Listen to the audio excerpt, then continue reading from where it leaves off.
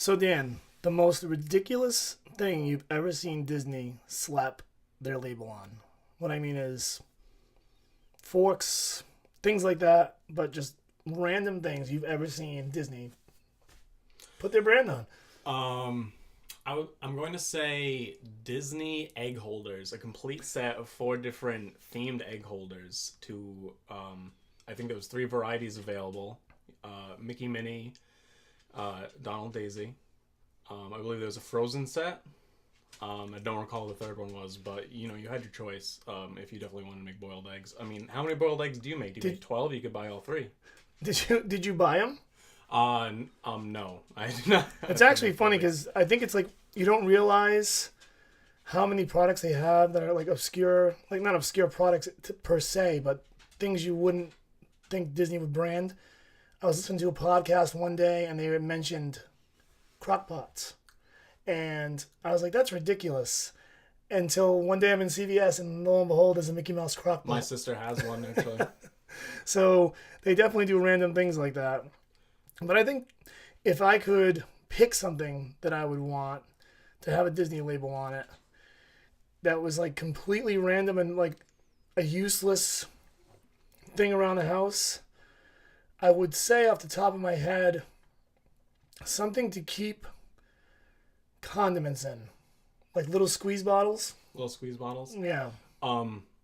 The weirdest one I actually own that I saw this in Disney Springs, over in the section that has like 4 different stores. I forgot what this is called. But they're all weird market. Like the one is a fancy purse store. One is they make like the World wraps. of Disney in Disney Springs, or it's not the World of Disney. Oh. But it's over past that. But one of the stores is basically just all home decor. I own a set of Magic Kingdom Land plates, which are very nice. But I have salt and pepper shakers that are trash cans from different lands in Magic Kingdom, but I only bought 2. That's cool, though. Yeah. I have just them on display in my bookshelf, but they are salt and pepper shakers, theoretically. Disney World, the only place in the world where people want to collect images of trash cans.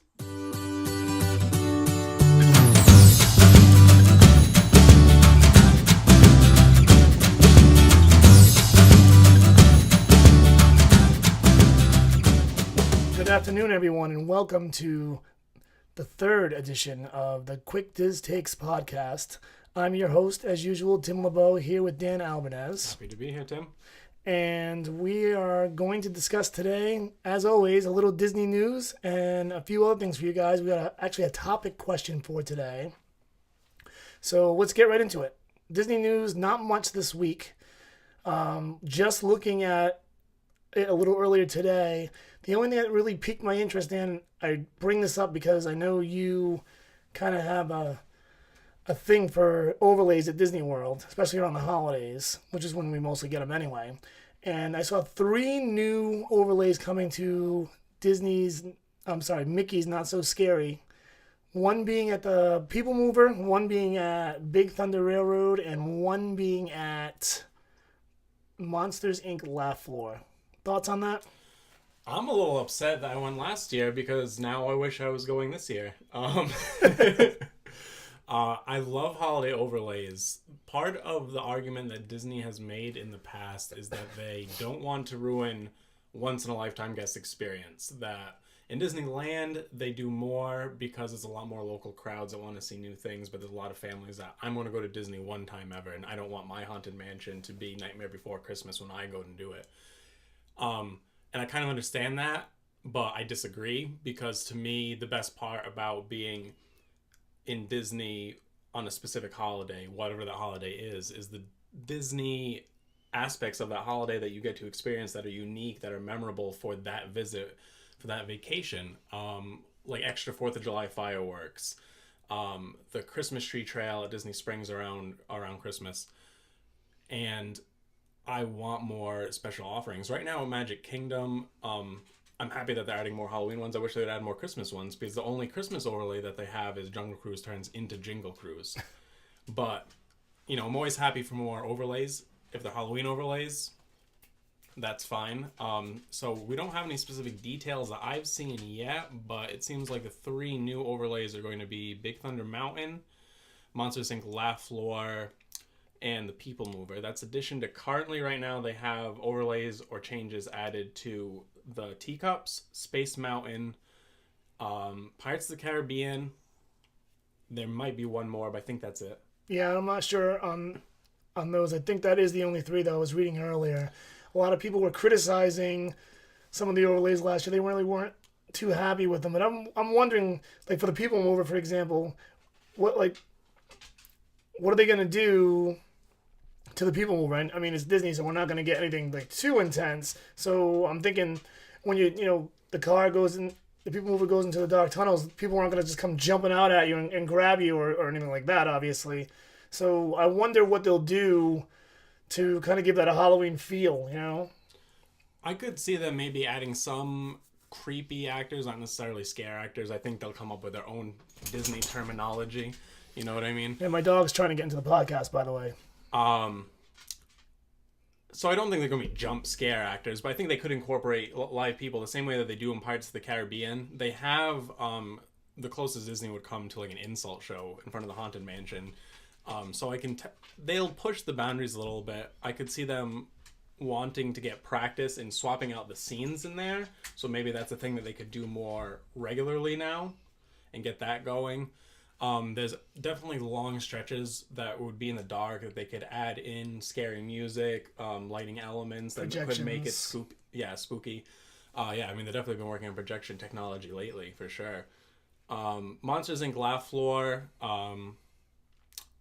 I mean, it'll be nice for the change. I don't know how good this change will be because the nature of the show, I mean, there's a lot of kind of dad joke humor. I don't know how creative you're going to be able to get within Halloween dad joke humor, you know what I mean? Currently, right now, the ride is not open during the Halloween party. It's a treat trail. So it's probably going to have more of a lighthearted feel to it, I feel like, as far as Halloween goes, because that attraction in general, like you said, is got that dad joke kind of thing going for it. So I doubt there's going to be... Well, we're obviously not going to get anything too intense no matter what we do here. I don't even know. I saw some videos of the Pirates of the Caribbean. I guess they have a couple live actors in there, or at least one. And he kind of made jokes or things like that. In the line, there was a couple of live actors, and on the ride, I rode almost before the party ended, so I was the only one in the boat. I don't know if earlier in the night maybe there was more. I think I saw a total of 3 actors, 2 in the line, 1 in the ride. On one of the bridge scenes, there was a live actor that would directly talk to you and interact with you. Did it bring a Halloween feel to it, or was it just? Did you think it was kind of lame? I mean, I heard it was really like people were saying it was lame. I thought it was pretty lame. It tried to introduce like a secondary plot to the ride overall, but that was really only like done through these 3 characters talking to you. I don't think any audio was altered on the ride track at all. Sooner or later, they'll get a proper overlay that works. I think the People Mover might be the right direction. If you do a couple of cool things there, that could be something interesting. There's a lot of dark areas of the ride. Space Mountain, maybe do something, in that area where it's really pitch black. So they could do projections there or noises or I would imagine that would where they do it because Space Mountain already is going to be pitch black for the event, like you said. Because they do something there too. Yeah, they don't even turn on any lights, right? During the Halloween, pitch black, and it's going to be scary. So maybe the section where you come through, where you have the 2 astronauts upside down, where you have the dual tracks. Yeah. Maybe that part especially could receive some projection effects, something, Well, they have like crazy. The guy from the Haunted Mansion. He's hanging there. Just hanging there as you drive through. I don't know if that would go well. They do it in the Haunted Mansion still, so I guess you could argue that that's okay. Maybe he wanted to ride Space Mountain, so he wandered out of the Haunted Mansion. You go with some kind of a plot like that, but that would definitely be a lot of space there for that. Or if they just had they did at Epcot, they had a giant sticker of a dead astronaut that they put over the astronaut on the mural. Yeah, this is the guy. Yeah, this is the guy who didn't make it to Space Mountain. Moving away from the news, and that was a brief news segment this week, but there wasn't really much going on. So today we're going to talk about, we're going to do something a little different here. We're going to do a discussion topic. And the discussion topic today is, what IP does Disney own that doesn't have any place in a park that you would like to see not only have an attraction, but its actual own land? And I'll let you start. So my idea is how I'd set it up is one more land will finish Animal Kingdom. I'm going to add Polynesia. Okay. So I'm going to have 2 attractions, every major land, and I say that specifically to exclude Dinoland USA. Every major land in Animal Kingdom has some kind of zoo element to it. So I'm also going to have a cavern that's going to be dug in that you go in. Moana's cavern, something like this. Moana's going to use her powers over water to hold back the water. So this is more of an aquarium kind of thing to mix it up, because Africa and Asia both have walk-through animal trails. This is going to be fish aquariums are going to be underground. There's going to be cool lighting elements down there. So the first attraction you put in is going to be Moana. The second is going to be Lilo and Stitch. Okay. Now, somewhere in the Disney books, unreleased, is a planned Moana light family roller coaster ride. Yep. You could use that. It has a volcano built into it, obviously very visually appealing. Or alternatively, I have thought up a different way to do a Moana ride. But here's the issue that I run into, is that with Polynesia, there's water. It's islands. Both my ideas kind of revolve around boat rides, so I'm not sure if I would want to go with this Disney... Dart. My dog is getting into all kinds of trouble. This Disney Moana coaster idea, so I can use the boat. Well, my idea for the boat is you have the track lies under the water, and then you have an arm that rises from it and then attaches to the boat. And then the boat can move on this arm. So, for example, when they're getting attacked by all the coconut people. So like a Kuka arm? Like they use it in Harry Potter? Yes. Okay. But through the water. Yep. So when you're being attacked by the coconut people, whatever they're called in Moana, the boat can swerve back and forth, or it can swerve to avoid Te-Fiti's fire blasts and lava and all of that. You have a big realm of monsters. You can have a big animatronic for the crab. Do that whole dance number. But if you were to go with Disney's plan, you can do that same kind of thing with Lilo and Stitch, where you could set up as, during the first film, you get instructions from the Grand Councilwoman, you work with Pleakley and Jumba, and then you have some kind of vehicle from the Space Galactic Council that you sit in, and you go through these similar kind of Hawaiian scenes where you try to capture Stitch. You could have a luau dance show in this area that you could switch off between Lilo and Stitch and Moana, or you can incorporate both of them into a single show. This also allows you to put the Dole Whip somewhere that makes sense in Animal Kingdom. There you go. Because right now it's over in Africa, near the Lion King area, and I don't know why I can get a Dole Whip over there, but it definitely makes sense in Polynesia. Disney loves Polynesian theming. They do. They're good at it too. They're great at it. There's definitely the chance there to put in lots of callbacks to the Polynesian village concept, to the Polynesian hotel, to Adventureland. It also, right now Adventureland is a little divvied up between this Agrabah and kind of jungle thing. If they ever wanted to go in one direction, they have the space over to put Polynesian things in Animal Kingdom. I just think it works with the Disney flow and makes Animal Kingdom work sense. Maybe they could put how they have the surf simulator in Typhoon Lagoon? They could bring that over, and you could go on the Hawaiian roller coaster ride too. Do some surfing lessons with, I can't think of the sister's name now. The Nani. older sister, yep. And do something along those lines. Get a little more.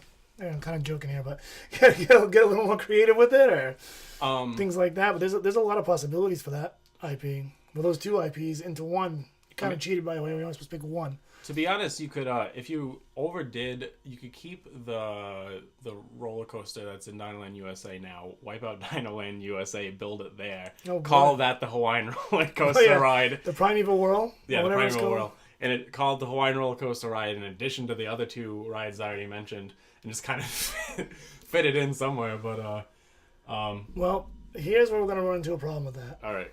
Because my idea is I want to do Robin Hood Fox. All right.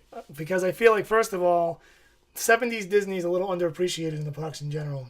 And I think people love it because when you see the characters come out, they kind of go crazy for them. I was actually there recently. They had Robin Hood and Little John, and the lines were like a mile long.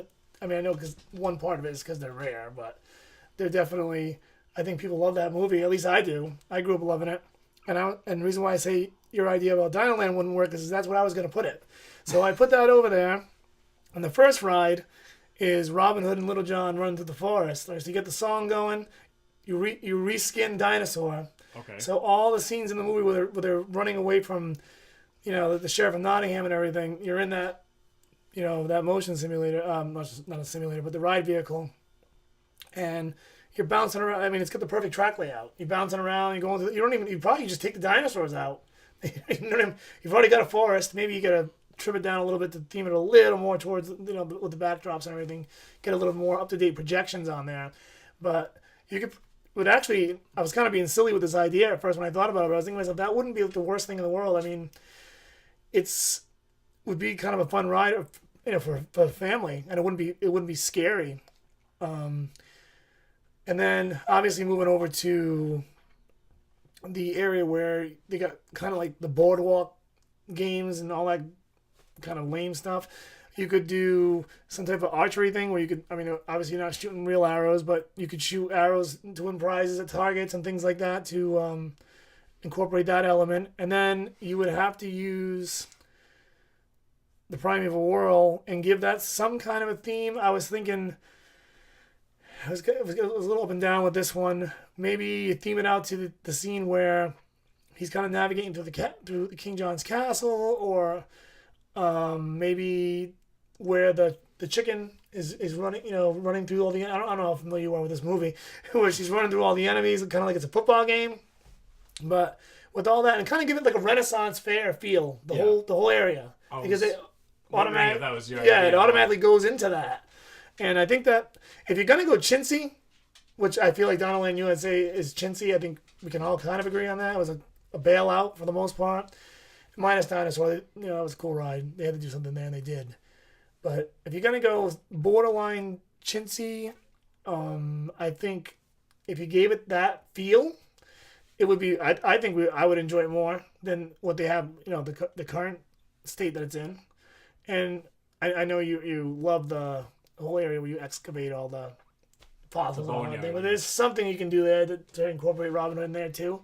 So I think that fits perfectly there. And it's, all animals are playing the characters, so it's Animal Kingdom. So there you have it. You got a Magic Kingdom feel, like a land that has a Magic Kingdom style feel to it, but it's in Animal Kingdom. So maybe that lightens that park up a little bit too with that element.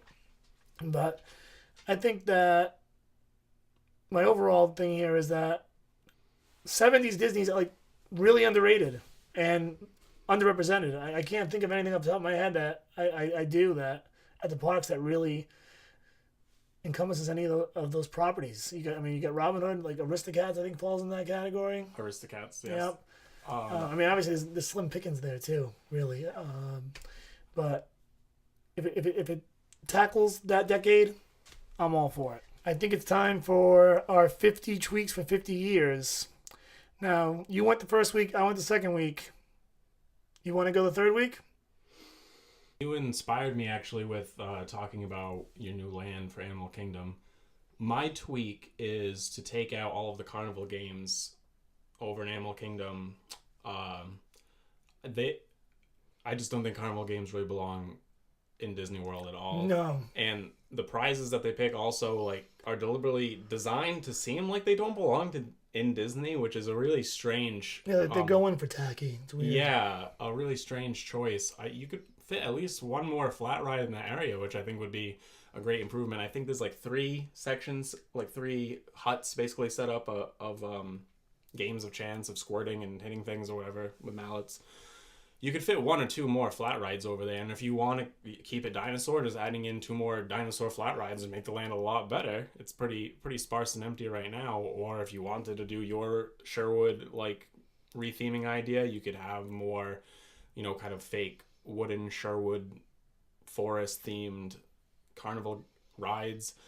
Or, if you want to go with IPs that are already in Animal Kingdom that aren't dinosaurs, you have a Bug's Life thing already there. Somewhere Disney has everything from a Bug's Land sitting in a warehouse, like at the end of Indiana Jones.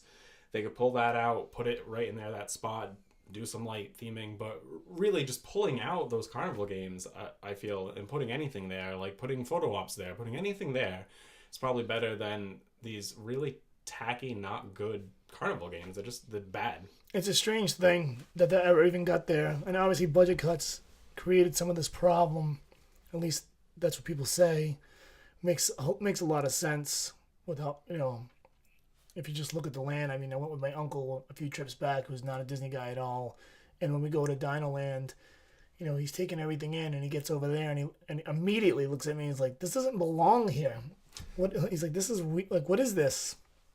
And I kind of laughed, and I was like, dinosaurs here, that's a good ride. That's why we come over here. Maybe we get on Primeval World, the line short. We didn't on that particular trip. But, yeah. And then getting to your point, the carnival games just tops it all off. Like, what is going on with that? And it's still there. I don't want to go to Disney to win a carnival prize, a chintzy carnival prize, and spend more money than I'm already spending on everything to add another, experience that's not really much of an experience. You can't get probably somewhere 20 minutes from where we're sitting right now, in the summer. So they're duotone, like green and white print Brontosaurus with like plastic eyes, or like maybe it has like a fake dinosaur leopard print, like fur or whatever, and white. Like, you're right, they're almost deliberately designed to look chintzy, which just is like a really strange choice. Well, have you ever read the backstory? How it's supposed to be some guy set up this carnival? Chester and Hester. Yeah, it's horrible. So you can sell me that backstory all you want, but what you're telling me is this is what you're saying they did is what you just want to do. So here comes this backstory to kind of back up and justify the reason why you have this land that everyone from the day it opened till now can't stand it. And Dinosaur, once again, it saves it a little bit because it's there and that's a decent attraction, at least for now. It is aging a bit. Even the whole titling itself doesn't make sense. Like, as you said, it's Dinoland USA. So Dinoland USA encompasses Chester and Hester's Dinorama, Dinosaur, and the Boneyard. Chester and Hester's Dinorama is considered a mini land within the land. Yes. Does anyone even refer to Chester because they found it around this excavation site, which is why there's a scientific lab over there, but yet feet away there's a carnival going on, because that happens a lot. I've seen that happen a lot in life. There's carnivals outside of NASA. I would say that their store actually is kind of cool, like their eclectic roadside store with all their kitschy weird roadside dinosaur America stuff. Yeah, that's the best part, honestly, just all the strange artifacts that are around the store, and there's a little train that goes around. Yeah. I think you can find pictures of Chester and Hester, whoever they really are, doing interesting things scattered throughout the shop. But the problem with all that is that's great, but the other thing has to exist for that to exist, and if one's going to get rid of the other, then scrap it, because that land this is almost the theme of this. It's become the theme of the show. I think this episode is that Dinoland USA is awful. It's absolutely awful. And have you ever taken a picture at the weird lizard statue? No, and I'm never going to. It's just one of those things where. You mean, especially where it is. You're in Disney World, so you're going through all these parks, you're doing all these attractions. There's definitely a standard set, obviously. And then you get to Dinoland, and you're looking around, and once again, to quote my uncle, this doesn't belong here. This is the Bristol 4th of July Parade Carnival. It's all over again. It's crazy. I would estimate a local carnival for us.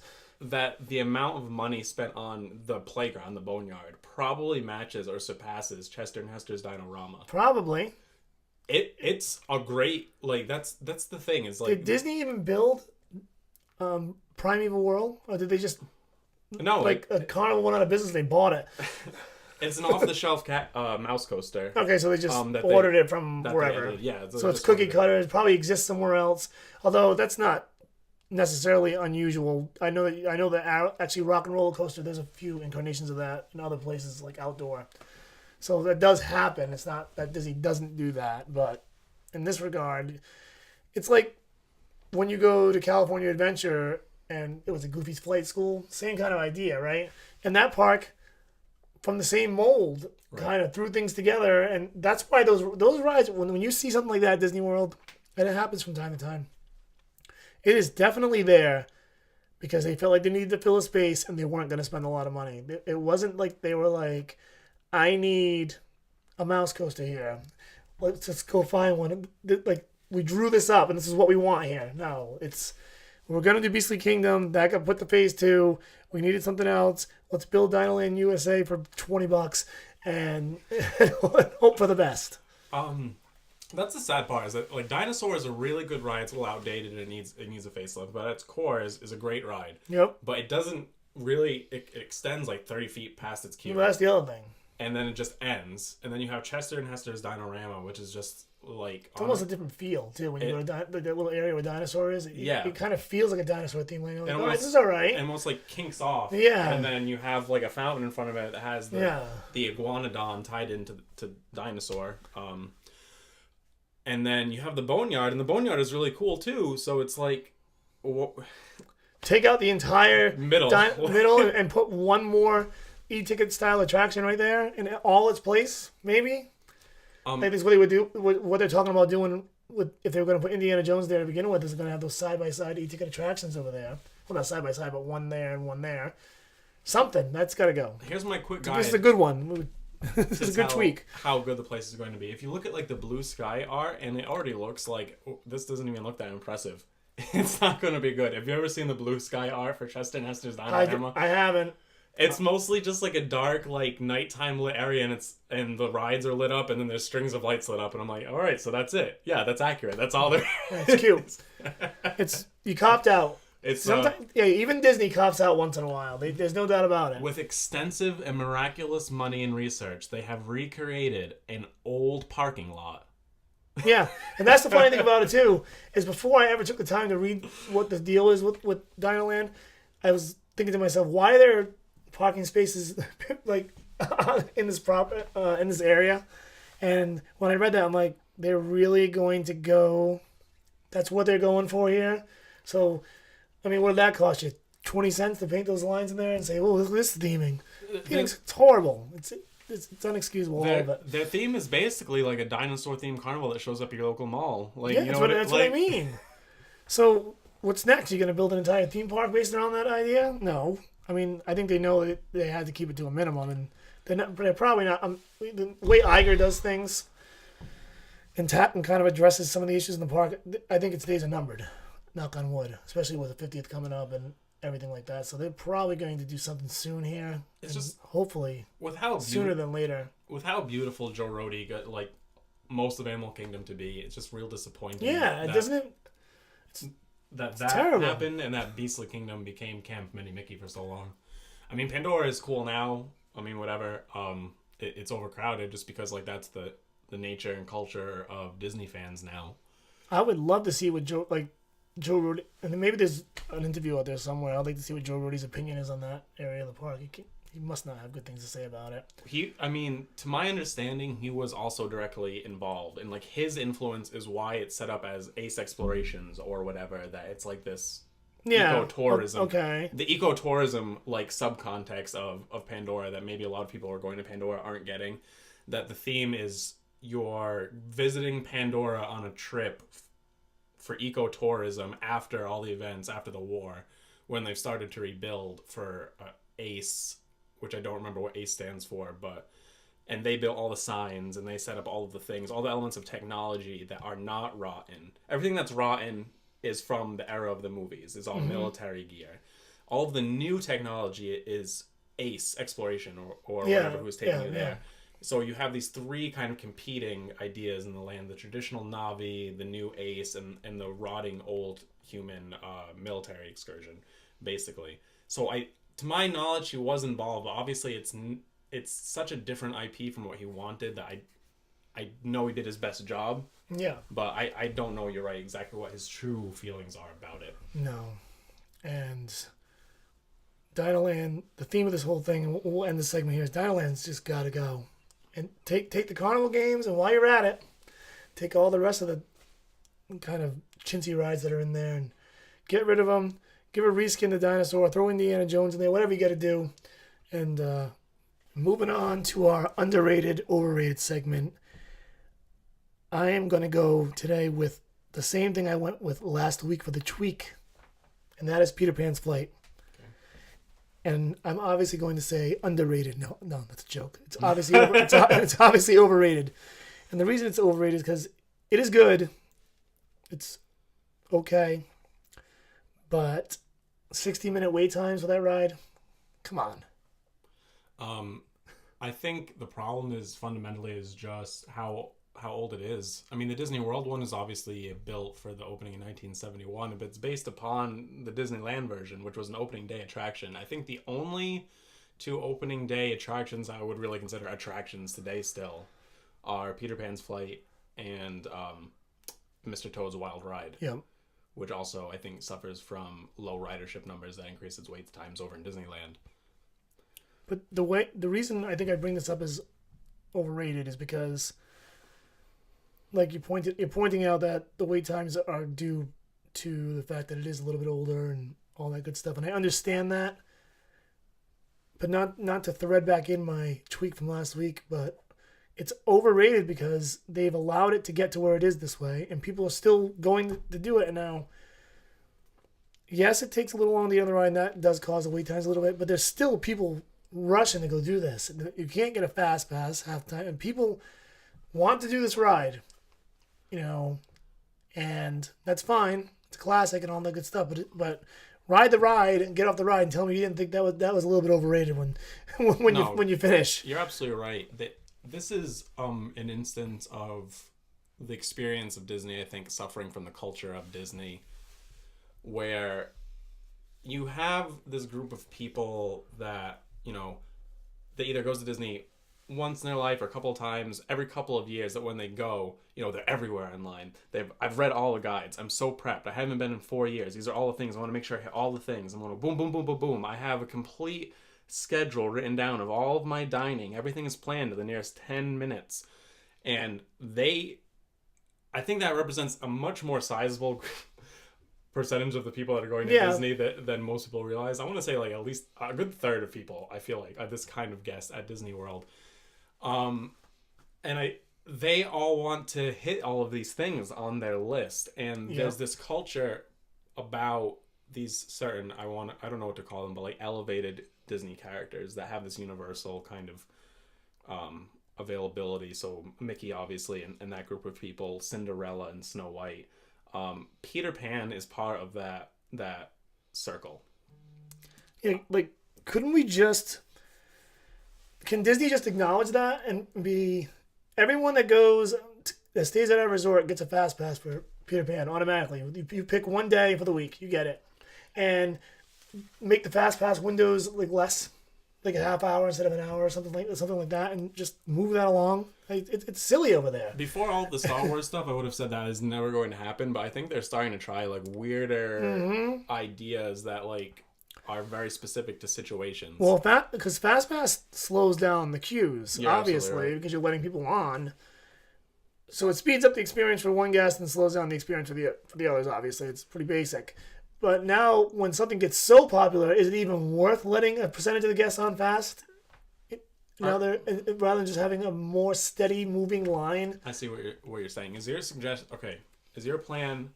You don't have general guest fast passes for Peter Pan, only staying on property. Yes. And then they're shorter, half hour, and then the rest is just general. Which is perfectly fine because you're obviously making fast passes in the Magic Kingdom when you're in the Magic Kingdom, obviously. So, if you can't get to Peter Pan in a half-hour window, the ride's a minute and 55 seconds or something like that. Get over. It's easy to get over there for. You don't need an hour window. It's way too long. First of all, that's the first thing they should do. Maybe with all the fast passes is close that window a little bit. They're giving you 5 minutes before, 5 minutes after, maybe it's even 10. I don't know, for leeway as it is, plus the hour. It's about 10, I think. Yeah, and these lines are for rides like that in particular are like those lines are ridiculous lines to me. If I wait, say, 60 minutes to get on Splash Mountain, I'm all right with that. I don't want to do it, but if I feel like I want to do the ride and that's the wait time I do it, I can come off that ride completely okay with that.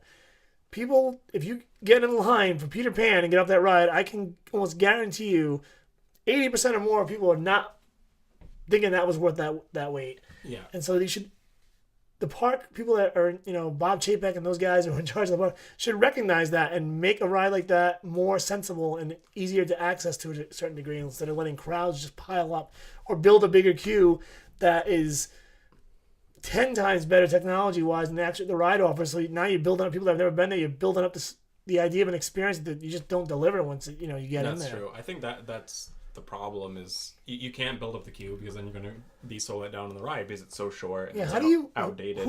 Who overhauls a queue and not the ride? I don't know. Like it's ridiculous.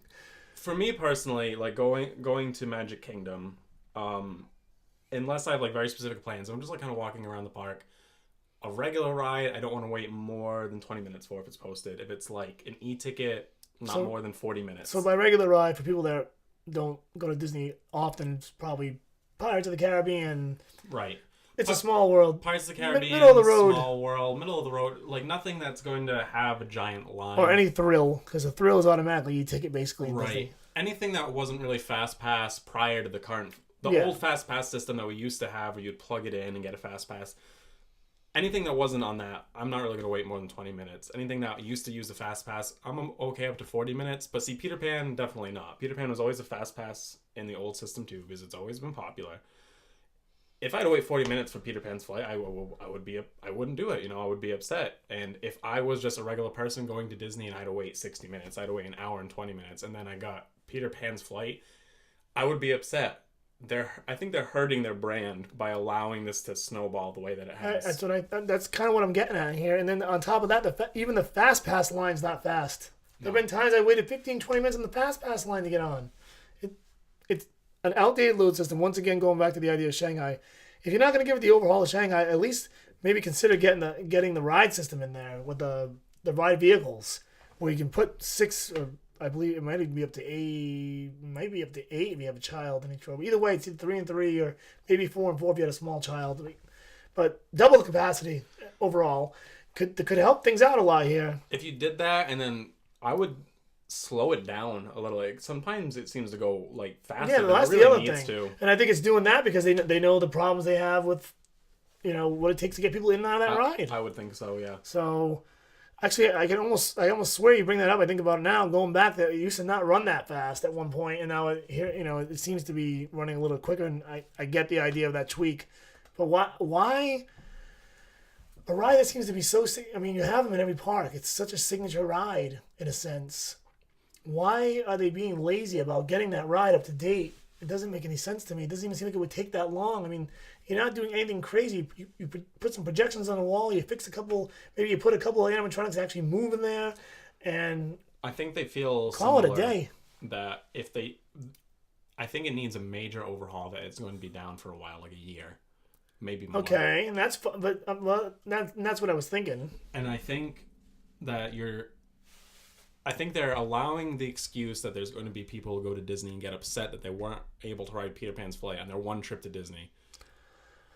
But here's the thing. For Disney going forward in the long run, it makes more sense to make those group of people unhappy for a year and deliver a better product to everyone that rides Peter Pan's flight than to continue having this disappointing experience for years and years and years. Yeah, and the other thing about it, too, is you don't even eat up the reason why they overhaul the queue is because the idea that a queue eats crowds. Those people are in that queue for that time. But their queue's not even that good, like in the sense of capacity-wise. I mean, they did extend it a little bit. So you're not even killing 2 birds with 1 stone with that. So you're not, it's not functioning as something that's eating up a crowd. It's got a long wait, and you're not really eating that many people up all at the same time. You know what I'm saying? So I just can't put my finger on why that ride something has not been done to tweak that ride out. It's bugging me, I wouldn't know. All of the buildings there are pretty close. I don't know if to close down and do major renovations, if they would have to close whatever is connected to it in that same building complex. I think Mickey's Filler Magic is, but I don't think anything else. You know what? There you go. Because there's one that might, spoiler alert, might make the 50 tweets for 50 years too down the road. So if it comes to having to close that one up, pick a time of the season and get it done.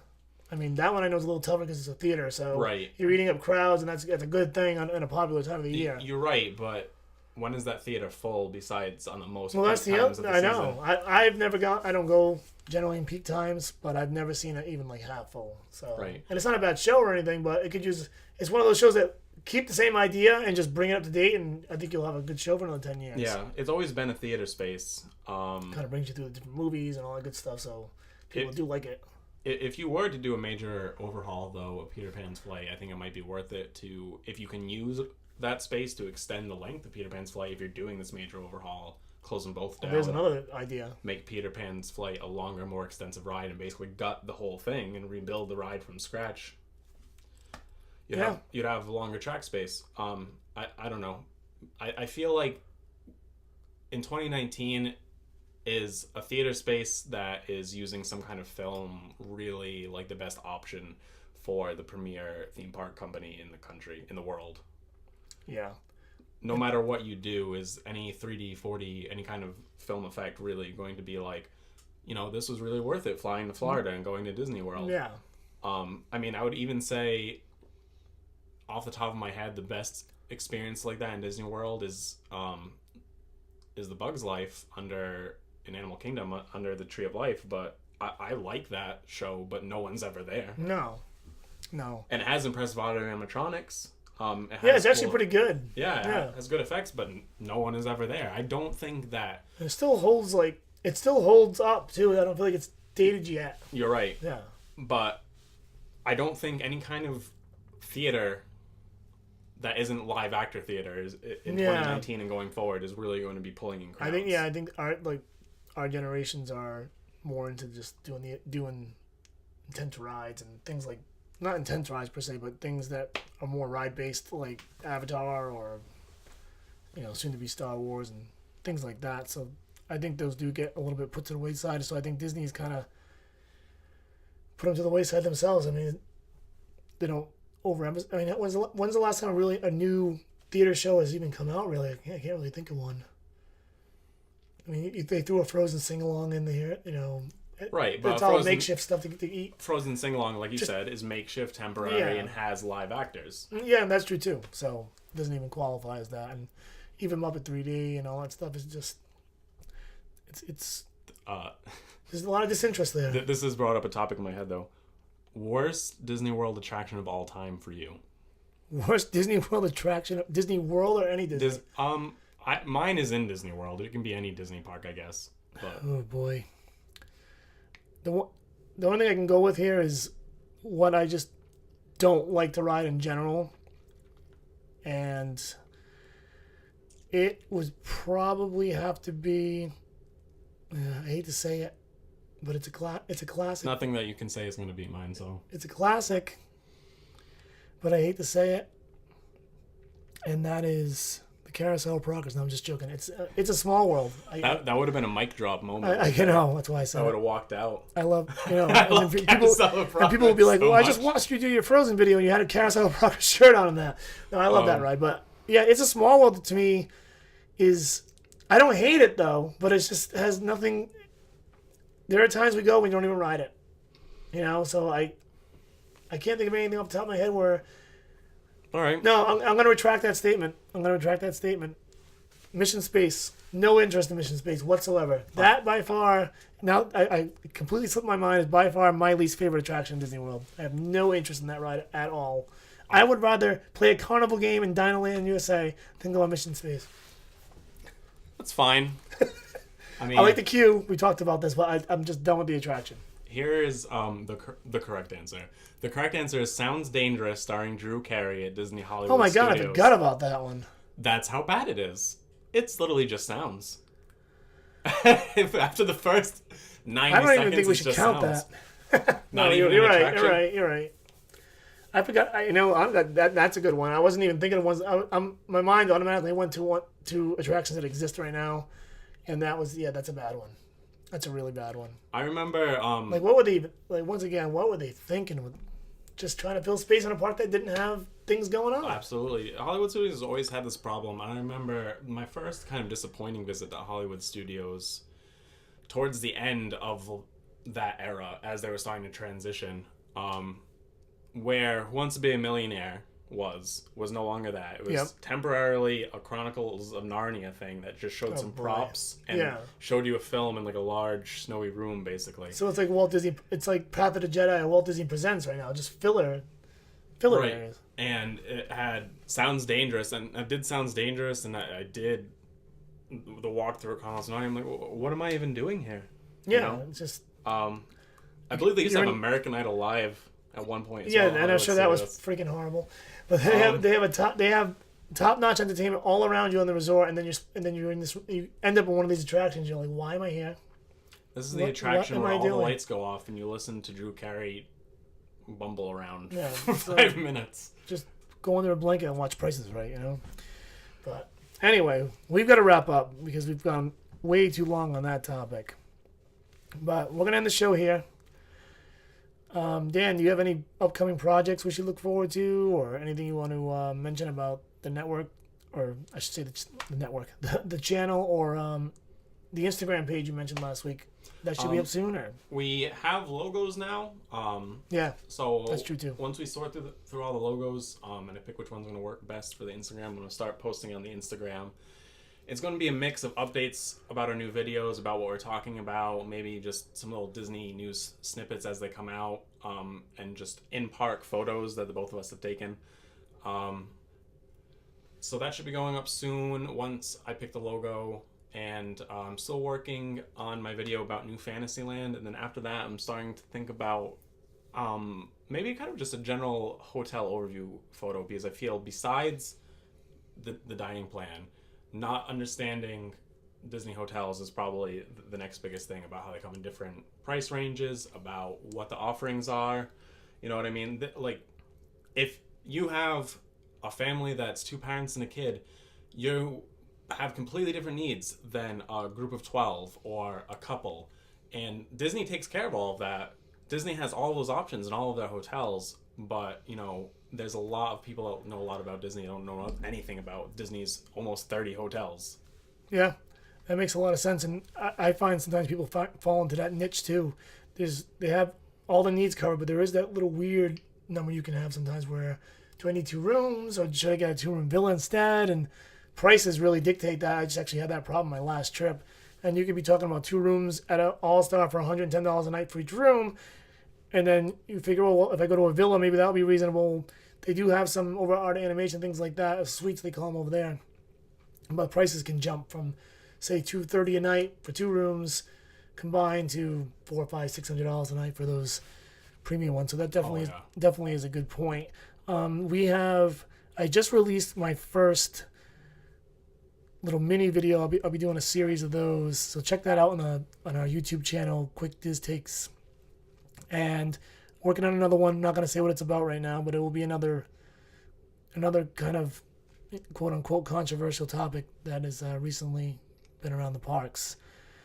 So with that said, if you have any comments or feedback for the podcast, we'd love that. Leave that down in the comments below, or you can hit us up on Twitter at the backside of W1, and that's QuickDisTake Tim, or Dan is over at QuickDisTakes Dan on Instagram, and then on Twitter, and then on Instagram is QuickDisTakes. And what was your Twitter handle? QuickDisTakes Dan. And at I'm sorry. Ozymandias. OZYTHEMANDIAS. So definitely check that out. And we'll do a question of the week. And hopefully you guys will answer these in the comments below or on our Twitter. And the question we'll do is, do you think Peter Pan's flight is overrated, or do you think it's worth waiting 45 to 75 minutes in line to ride? And I would be interested to hear what you guys all think about that. I'm ready for the die-hard Peter Pan fan. Oh, so they're going to be out there. 80 minutes? No problem. I love waiting 2.5 hours. At least one time my trip's got to happen. Yeah. I'm sure they love Seven Dwarfs Mine Train too. Yeah, and I love to hear. if that's your opinion, you're more than welcome to it. I just want to hear why you think that. But with that said, Dan, you want to sign us off? And from all of us at QuickDisTakes, we hope you have a magical rest of your week.